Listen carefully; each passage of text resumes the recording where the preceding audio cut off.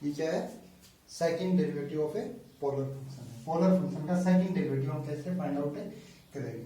जैसे for example हमें y की वैल्यू का एक t में फंक्शन है ft and x equal to gt, तो हमें dy बाई dx तो निकालना आता है। कैसे निकालते हैं? dy by dx equal to f dash t upon g dash है। तो कैसे निकाला हमने? सबसे पहले dy बाई dt निकाला and then dx by dt निकाला। तो यहाँ पे dy बाई dx क्या होता है? dy by dt upon dx by dt। लेकिन जो ये सेकंड डेरिवेटिव है d2y अपॉन dx स्क्वायर कैसे निकालेंगे? तो सेकंड डेरिवेटिव क्या होता है? जो एक बार जो डेरिवेटिव है उसका अगेन फिर से डेरिवेटिव करना।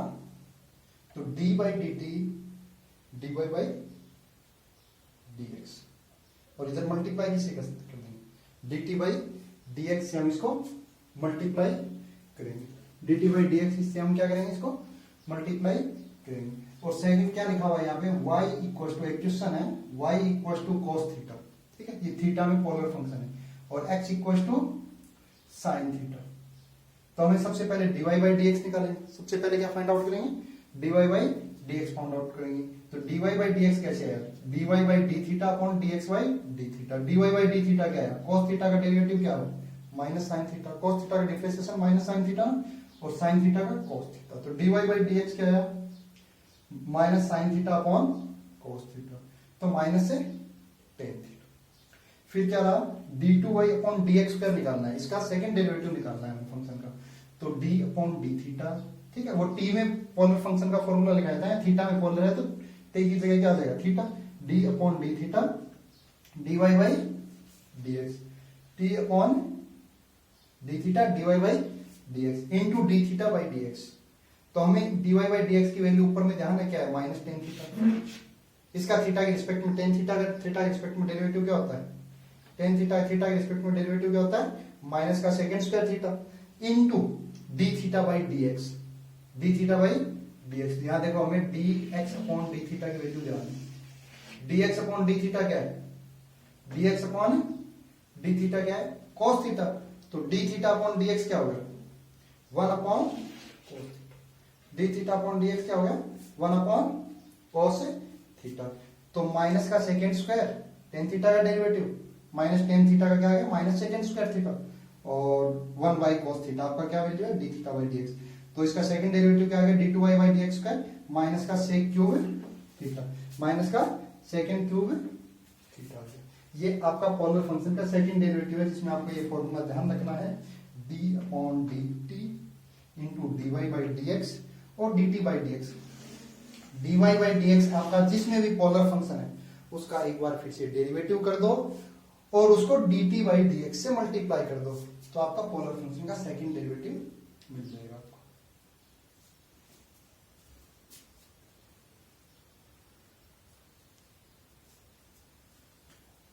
अभी हम पढ़ेंगे इसी चैप्टर में एक रोल थ्योरम, ठीक है। रोल थ्योरम के लिए तीन कंडीशन है। कौन कौन सी कंडीशन होती है?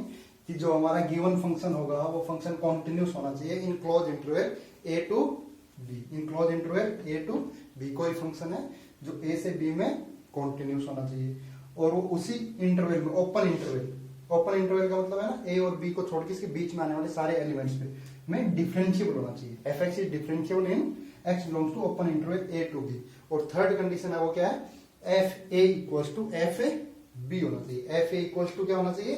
f b होना चाहिए। जो f a की वैल्यू आ रही है वही f b की वैल्यू आनी चाहिए।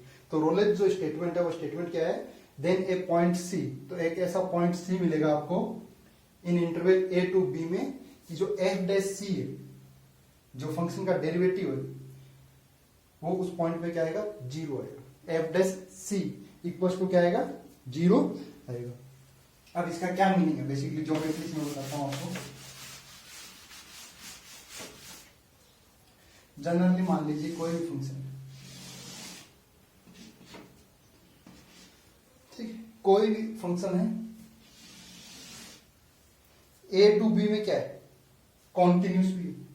a टू b में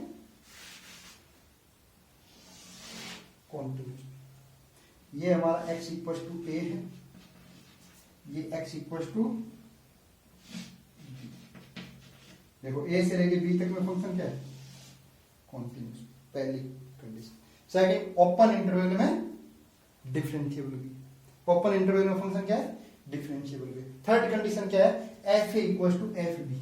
ये देखो एक्स इक्वल टू ए और एक्स इक्वल टू बी पे हमारा फंक्शन वैल्यू सेम दे रहा है, f a equal to f b. ये किसी भी फंक्शन का ग्राफ है एफ एक्स, ठीक, किसी फंक्शन का ग्राफ है। तो आप ध्यान से देखो, f a equal to f b, function continuous भी है, डिफरेंशिएबल भी।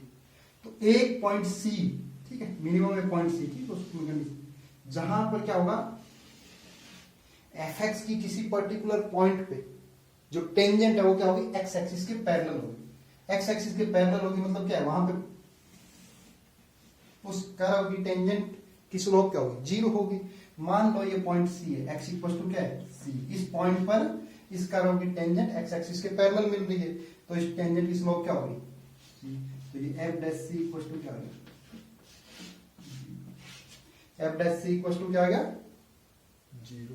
तो ये आपका रोलेस थ्योरम है। रोलेस थ्योरम में क्या है, अभी दोबारा रिवाइज करवा देते हैं। अगर कोई भी फंक्शन एफ एक्स है, पहली condition close interval a to b continuous, second condition open interval a to b differentiable, and third condition f a equal to f b, f a equal to f b. Then minimum a point c lie in a to b where f dash C equal to zero. जहां पर F dash सी होगा वो क्या होगा, आपका zero होगा। अभी ध्यान से देखिए इस क्वेश्चन को, एक से ज्यादा भी पॉइंट हो सकते हैं, लेकिन रोलेस के अकॉर्डिंग क्या है, मिनिमम एक पॉइंट होगा। एक से ज्यादा पॉइंट कैसे हो सकते हैं, जैसे आपको ग्राफ से समझ में आ जाएगा, ठीक, एक्स इक्वल टू ए, ये आपका एक्स इक्वल टू बी है, ठीक है। तो यहाँ पे कितने पॉइंट हो जाएंगे, एक, दो, तीन, ठीक। तो मिनिमम ए से बी में कितने पॉइंट होंगे, एक पॉइंट होगा जिसपे फंक्शन का डेरिवेटिव जीरो होगा, मतलब जहां पे फंक्शन की टेंजेंट की स्लोप क्या होगी, जीरो होगी, या टेंजेंट एक्स एक्सिस के पैरेलल बनेगी। अब इस पे क्वेश्चन है, सिंपल सा क्वेश्चन है, f x equal to sine x. आपको पता करना है कि इसमें रोलेस थ्योरम एप्लीकेबल है या नहीं। X belongs to zero to one, trigonometric function है, अपने डोमेन में कॉन्टिन्यूस भी होता है और डिफरेंशिएबल भी होता है। और साइन एक्स का डोमेन क्या है, x belongs to real number है। X belongs to real number के लिए कॉन्टिन्यूस भी है और डिफरेंशिएबल भी। लेकिन क्वेश्चन में हमें x belongs to zero to pi के लिए बोला है, x belongs to zero to pi के लिए बोला है। तो पहली कंडीशन है हमारा, f x is differentiable, sorry continuous in zero to pi because it's a trigonometric function. Second condition है, एफ एक्स इज डिफरेंशिएबल, ठीक है। क्लोज में डिफरेंशिएबल होना जरूरी नहीं है, ओपन में होना चाहिए, x belongs to a to b. और थर्ड कंडीशन सबसे इंपॉर्टेंट है, जो चेक कर लेते हैं, एफ जीरो की वैल्यू क्या आएगी, साइन जीरो। साइन जीरो कितना आया, जीरो। और एफ पाई क्या है, साइन पाई। तो मतलब इसमें रोलेस थ्योरम एप्लीकेबल है। रोलेस थ्योरम एप्लीकेबल है तो इसमें सी की वैल्यू आएगी, और सी की वैल्यू क्या आएगी वो हम चेक कर लेते हैं। एफ डैश सी निकालने के लिए सबसे पहले मैं क्या निकालूंगा, एफ डैश एक्स निकालूंगा। एफ डैश एक्स क्या है, साइन एक्स का कॉस एक्स, और एफ डैश सी कॉस सी। तो एफ डैश सी क्या आएगा, जीरो आएगा। अगर जीरो से पाई में रोलेस थ्योरम एप्लीकेबल है तो हमें एक सी की वैल्यू मिलेगी जो जीरो से पाई में बिलोंग करेगी। तो cos c equal to zero, तो मतलब सी इक्वल टू क्या आएगा, पाई बाई टू। और आप देख लो ये आपका रोलेस कांस्टेंट है, इसकी वैल्यू जीरो से पाई, इसकी वैल्यू क्या है, जीरो से पाई। ये आपकी रोलेस थ्योरम। सेकंड एक थ्योरम और है, मीन वैल्यू थ्योरम या लाग्रांज मीन वैल्यू थ्योरम। उसका स्टेटमेंट क्या है, उसके लिए जो गिवन फंक्शन होता है एफ एक्स, फर्स्ट कंडीशन है f x is continuous, f x is continuous in x belongs to same Rolle's वाला closed interval a to b। Second condition क्या है, f(x) is differentiable, f(x) is differentiable in x belongs to open interval a to b, open। तो अगर f(x) हमारा a to b में continuous है और open interval a to b में differentiable है, तो हमें f dash C equal to f b minus f a upon b minus, हमें एक मिनिमम पॉइंट सी ऐसा जरूर मिलेगा ए टू बी में, जिसके लिए हमारा क्या होगा, एफ डैश सी की value f b minus f a upon b minus a. तो इसका ज्योमेट्रिक मीनिंग क्या है वो भी आपको बता देते हैं। रेंडमली हमने क्या ले लिया, कोई भी फंक्शन ले लेते हैं।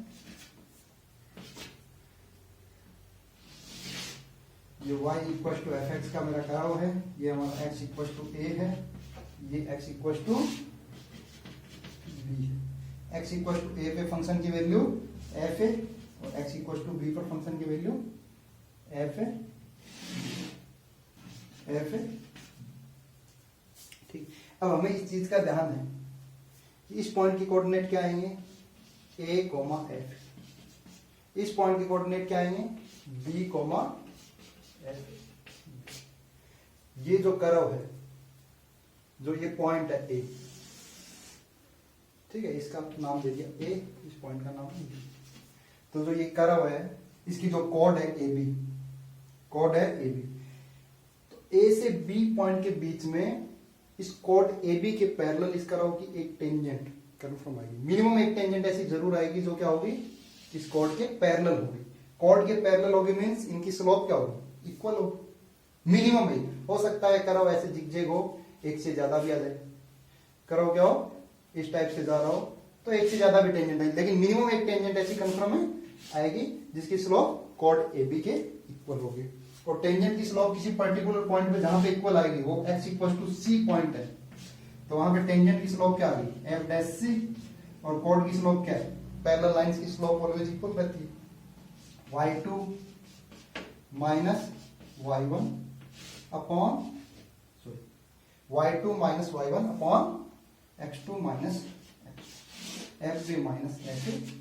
कम से कम आपको एक पॉइंट ऐसा सी जरूर मिले। अभी इस पे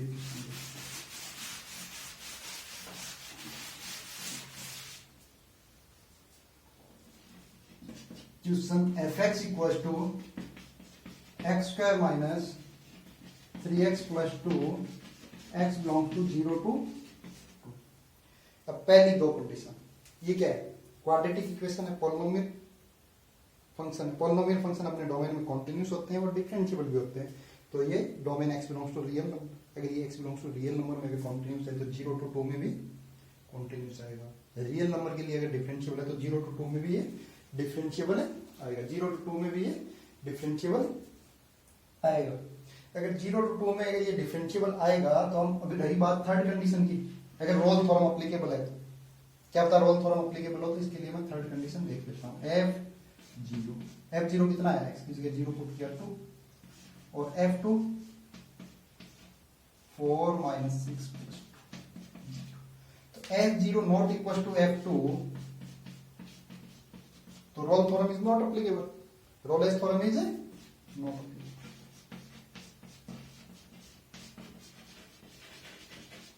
इज नॉट अप्लीकेबल, ठीक है, नॉट अप्लीकेबल। और लाग्रांज मीन वैल्यू थ्योरम के लिए इसकी जरूरत ही नहीं होती है।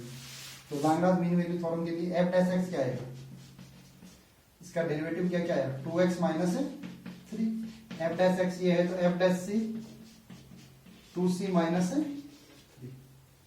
तो f डैश c की वैल्यू मीन वैल्यू थ्योरम के अकॉर्डिंग क्या होगी, fb f2 minus f0 upon 2 minus 0। f dash c क्या है, 2c minus 3, 2c minus 3 equal to f0 f2 0 minus 2 upon 2 minus 0।